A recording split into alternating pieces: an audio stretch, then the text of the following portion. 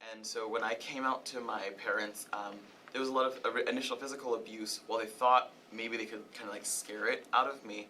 I've had friends that have experienced electrocution.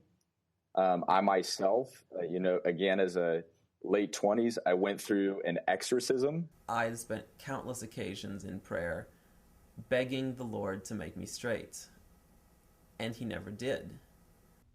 When you try to slam a round peg into a square hole, something's going to give.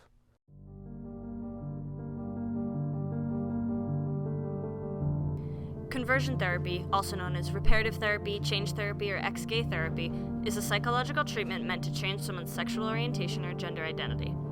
The practice can involve anything from talk therapy and team-building exercises to painful aversion therapy and shock treatment. Most people who go through this are minors. LGBT organizations in mainstream psychology denounce the practice as ineffective and unethical, and yet it's still legal in all but 5 states.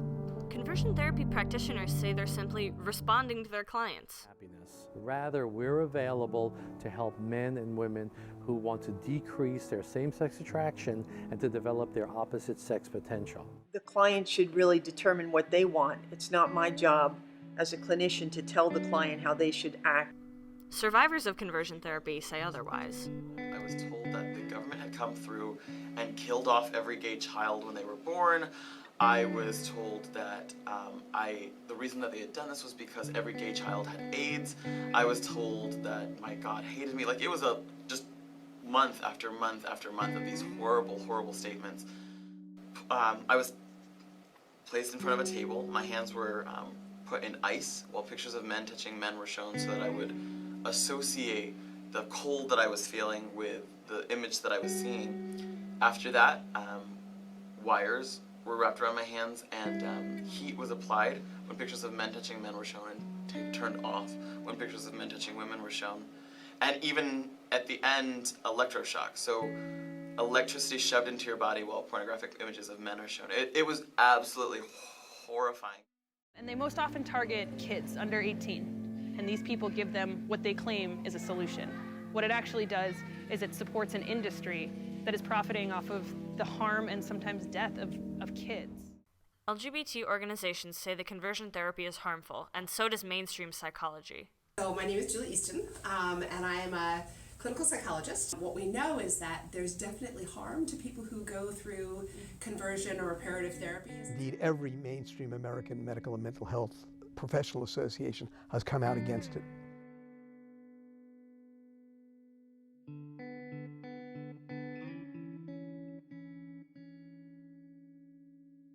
The American Psychological Association states, psychologists do not consider sexual orientation to be a conscious choice that can be voluntarily changed. Homosexuality is not an illness, and it does not require treatment and is not changeable. You can't actually treat a disorder that's not a disorder. When my boyfriend kisses me, I still feel a little prick of a shock. It's depression, suicide, alienation from families, increased drug abuse, increased self-abuse. Nothing really good has come out of it. Many of the fellow survivors that I know have challenges with alcohol, have challenges with smoking, have challenges with drugs, because that's a coping mechanism.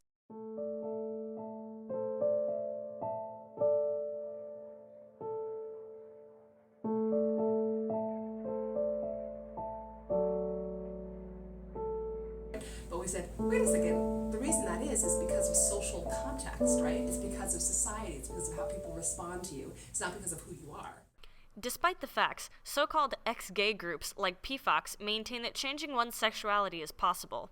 At the point where I made a decision to come out of homosexuality, I connected into an ex-gay support group. The largest ex-gay ministry in the country, Exodus International, shut down in 2013. We have told them that they should feel ashamed or that they should try to change these things that we have realized we cannot change. I believe that causes all sorts of trauma. And I know that there are people who have taken their life because they felt so ashamed of who they are, felt like God couldn't love them as they are, and that's something that will haunt me until the day I die. And it it was legal. That's the worst part. Like, what they were doing was technically legal, and it just reminds you that just because something is legal doesn't make it right. As of November 2016, only 5 states have passed laws against conversion therapy for minors. But state legislation isn't enough. 7 different pieces of legislation banning or denouncing conversion therapy have been introduced to Congress, but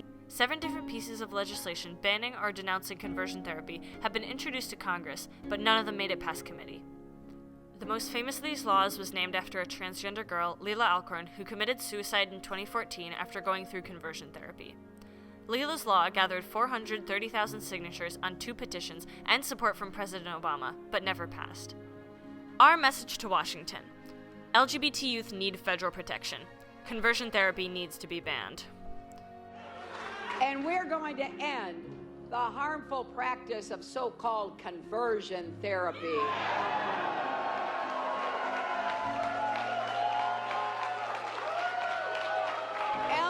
LGBT kids don't need to be cured of anything. They just need to be accepted and embraced. We want you to know, as an LGBT child, 1, know you're not alone. 2, know that in the end, you're being yourself, your perfect self as you were born, is the ultimate win.